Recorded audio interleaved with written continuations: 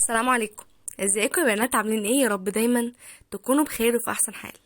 جايلكم بوصفة سهلة وسريعة وجميلة جدا جدا جدا وحلوة جدا للناس اللي دايما العيش بيفشل معاهم، او اي حاجة بتخبزها او بتعجنها بتفشل معاها، بالذات في العيش. الوصفة دي سهلة جدا، مش هتاخد منك وقت خالص. العيش فعلا زي ما انتم شايفين اهو، هيعلى معانا، وان شاء الله ان شاء الله هتجربيه وتقولي لي رايك فيه باذن الله.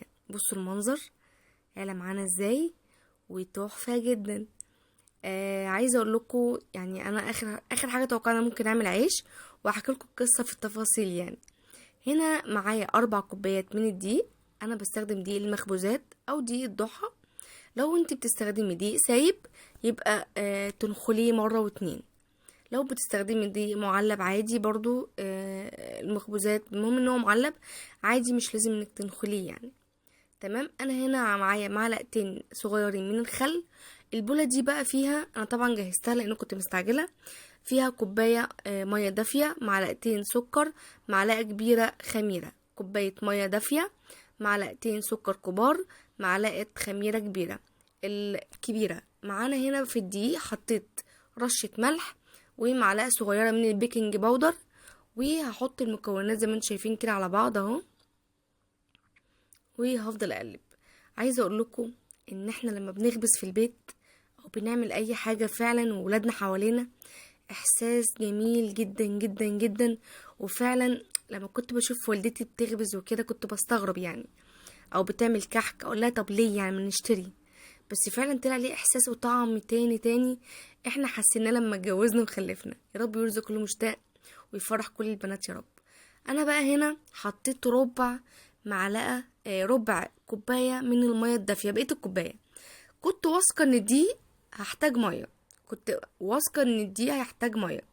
فطبعا كنت حاطه مدفيه كوبايه وربع. انا خدت كوبايه حطاها في البوله، والربع سبتها مكانها في الكوبايه التانية. هتيجي تبص انا حطيتها وهحط بقيتها دلوقتي. حاسه ان الدقيق لسه عاوز الميه، يعني انا بالظبط خد مني هنا كوبايه وربع من الميه. تمام، كوبايه وربع من الميه يا جماعه. وبدقق عليكم في الموضوع ده، كل دقيق بيختلف عن التاني، وانت بنظرك وبالوايم وكلنا شاطرين. بس طبعا كلنا بندي لبعض معلومه التاني ما يعرفهاش يعني.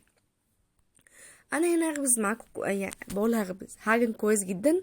هبدا احط، انا حاسه ان محتاجه دقيق، حطيت رشه بسيطه عشان تلم لانها كانت بتلزق، وبس كده. دايما يبقى خلي معاكي، لان دايما هنحتاج رشه عشان لما ما تلزقش معانا واحنا بنفرد بالنشابه او بنحطها على حاجه. هفضل بقى اعجن لمده 10 دقايق بالظبط لحد ما تلم وتبقى طريه معاكم. كنت دايما اشوف والدتي تدي، يعني لما تيجي تعجن تدي للعجينه زي بوكس كده، هتلاقوني بعمل، فكنت بستغرب ليه يعني. فعلا فهمت ان هي عشان العجينه بنخدمها كويس زي ما بيقولوا. يعني انا بتكلم معاكم على طبيعتي، نخدم العجينه كويس جدا عشان تطرى معانا وتكون سلسه كده. تمام. اهو شايفين، بوكس يمين وبوكس شمال، طلعي كل الطاقه بتاعتك والغل اللي فيكي كله في العجينه لو انت متضايقه من ولادك ومخنوقه من كل حاجه. آه المهم، ربنا يا رب يخلي ولادنا ويهديهم. وزي ما قلت لكم، طول ما احنا قاعدين نذكر الله ونصلي على رسول الله، ودايما ندعي لاولادنا بالهدايه ودايما نصلي على النبي على طول.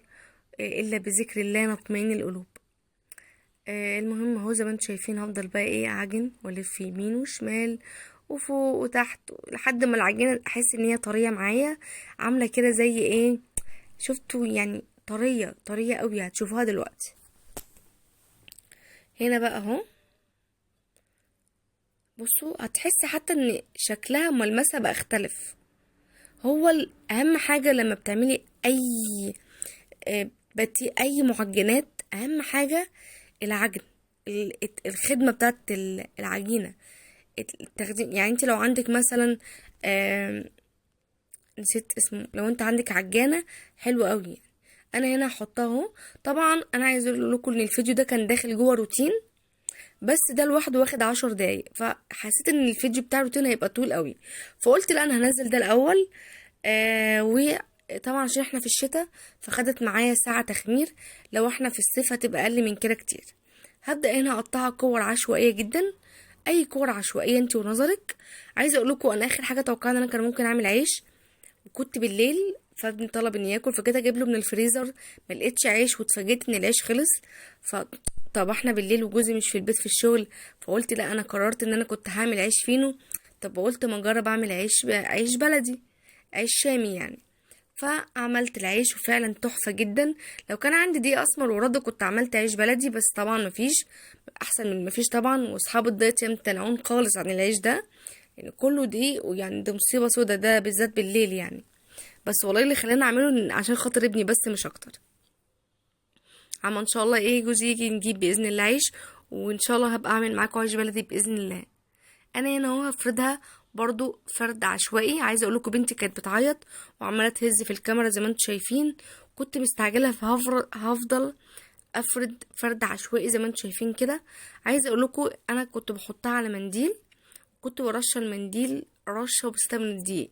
لو هتاخدي مثلا العجينه دي تحطها في طبق، تكون رشه دقيق، رشه دقيق، عشان بس ايه للامان ما تلزقش. تمام.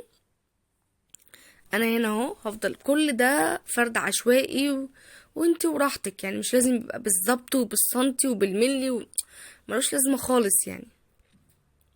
النشابه دي حلوه قوي، مساعداني ان هي بتلف، عامله زي الباكره كده، فاهميني؟ فكانت جميله جدا بصراحه، وانصح باي حد يجيبها، جميله جدا وسريعه يعني، بتنجز كمان معايا في الفرد. هنا اهو خلاص، برضه احطها على المنديل، كنت دايما برش المنديل رشه بسيطه واحطها عليه اهو زي ما انتوا شايفين كده بالظبط. اهم حاجه نوع الطاسه اللي انت تحط عليها العيش لازم تكون جرانيت، تيفال. ابعدي خالص عن الطاسه اللي بتلزق اللي هي زي الالومنيوم، يعني لو تيفال وجرانيت او سيراميك حلو جدا جدا. تمام. ولازم تكون الطاسه سخنه جدا، مسخناها حلو قوي. اهو فرد عشوائي جدا عادي جدا زي ما انتوا شايفين، كل ده فرد عشوائي. ومستعجله جدا، بنتي كانت بتعيط وعماله بهزر معاها والاغيها كده عشان تسكت شويه، لان مكنتش عايزه العجينه تخمر مني. تمام. مش عايزه بس ايه يعني، انا بجيب لكم بالتفاصيل وبالدقه بالظبط يعني، عشان ايه مش عايزه ان انا افرض حاجه واحده اقول لكم لا ابقى اكمل، بوريكم التفاصيل وبطبيعتي جدا. هنا هي الطاسه بتكون سخنه جدا جدا جدا. تمام. هبدأ ان انا هاجي اشوفها كده ايه سخنت اهي، وهحط العيش. بصوا بقى، 10 ثواني على الوجه ده و10 ثواني على الوجه التاني، وبعدين نرجع 10 ثواني على الوجه ده و10 ثواني على الوجه التاني. لما تيجي تلاقيها مثلا عملت عيلة من جنب وجنب لا، بالسباتولا كده ايه يعني تنزل عليها بالراحة. هتشوف دلوقتي انا هعمل ازاي. تمام. اهو قلبت 10 ثواني على الناحية التانية اهو. بصوا بتني ازاي عشان يتوزع في الرغيف كله. بصوا مش قوي، بالراحة خالص، بالمسايسة كده. بصوا اهو اهو، يعني بحاول اوصل لكم بالتفاصيل بالظبط والله. اهو بصوا ما شاء الله، عيلة معانا تحفة تحفة. طعمه فعلا مسكر، حاسه اني باكل حاجه مسكره، مش محتاج خالص جبنه تاكليه كده. طبعا اصحاب الدايت يمتنعون. حطيت التاني اهو، بعمل معاكم يعني هعمل معاكم تقريبا 2 أو 3 مش فاكره. و10 دقايق على الناحيه دي و10 دقايق على الناحيه دي، وبعدين ارجع 10 دقايق على الناحيه دي. 10 دقايق 10 ثواني، اوعوا دقايق يتحرق. 10 ثواني يعني مرتين. تمام. اهو هتلاقيه بصوا بيعلى ازاي، ما شاء الله ما شاء الله، فعلا تحفة. ويبقى حلو جدا للناس اللي موضوع العيش بيفشل معاها وما بيعلاش معاها وبيبقى عجين وما بيستواش والحوارات دي كلها. الطريقة دي حلوة جدا جدا وسهلة جدا، جربوها هتعجبكم وصدقوني تدعولي. اهو هنا بقى بصوا شكله تحفة جدا. هفتح لكم الرغيف، بصوا بصوا جميل جدا جدا، طعمه تحفة جدا جدا. هعمل لكم بجبنة وده انا اكلت بقيت ده حاف والله. ويا ريت لو اول مرة تشوفي القناة ما تنسيش تعملي اشتراك ولايك. بصوا من جوه عامل ازاي، وبتنقلكوا تفعلوا الجرس علشان يوصلك كل ما هو جديد.